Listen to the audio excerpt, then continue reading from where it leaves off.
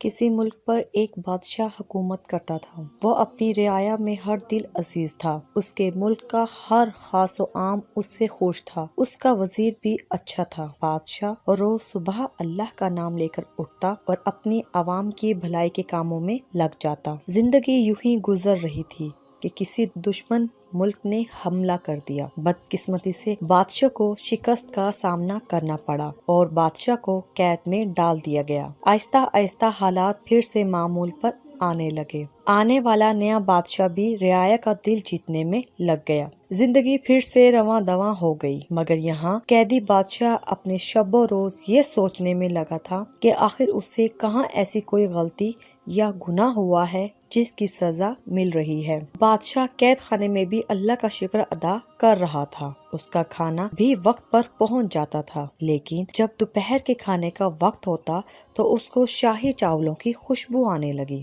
وہ سوچتا شاید آج اس کے لیے شاہی کھانا آنے والا ہے، مگر کھانا آتا تو وہی قیدیوں والا۔ وہ سمجھ نہیں پاتا تھا کہ آخر یہ خوشبو کہاں سے آتی ہے۔ بادشاہ کو قید میں اب 8 ماہ ہونے کو تھے۔ ایک دن بادشاہ کو صبح کا کھانا نہ دیا گیا۔ دوپہر کا کھانا بھی اس کے مقررہ وقت پر نہ پہنچا۔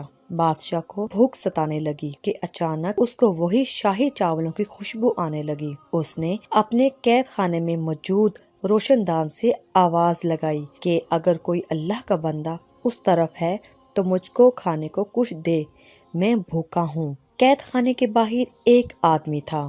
اس نے کپڑے کے اندر کچھ کھانا باندھ کر روشن دان سے اندر پھینک دیا۔ جب بادشاہ نے کپڑا کھولا تو اس کو تعجب ہوا کہ یہ تو وہی شاہی چاول ہیں جس کی خوشبو روز اس کو آتی تھی۔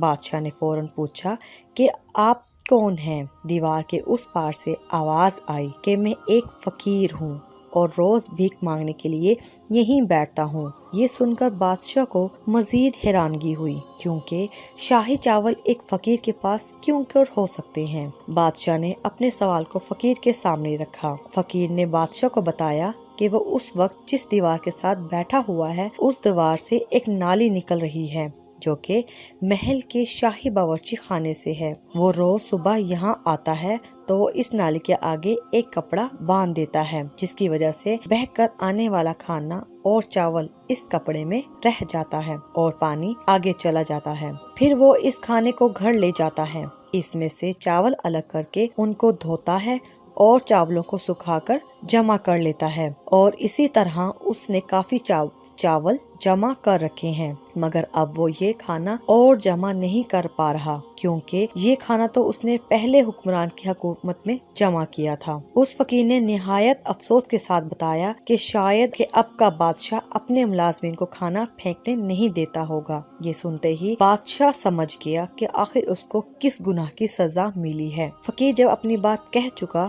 تو اس نے بادشاہ سے پوچھا کہ وہ کون ہے اور قید خانے میں کیوں کر ہے۔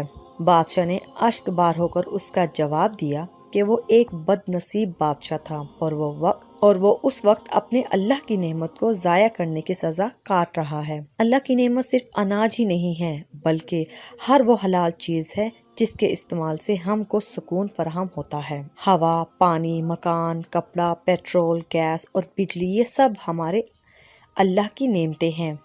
جو چیز آپ کے قابل استعمال نہ ہو، آپ اس کو اپنے کسی ضرورت مند بھائی بہن کو دے دیں۔ جیسا کہ آپ لوگ جانتے ہیں کہ آج کل پاکستان بہت سی مشکلات میں ہے، جس میں پانی کا اور بجلی کا بحران فہرست ہے، کیونکہ یہ مشکلات بھی تو ہمارے کسی کفران نعمت کا ہی تو نتیجہ نہیں۔ ہمارے اس ویڈیو کو لائک کیجیے، شیئر کیجیے اور ہمارے اس چینل کو ضرور سبسکرائب کیجیے۔ شکریہ۔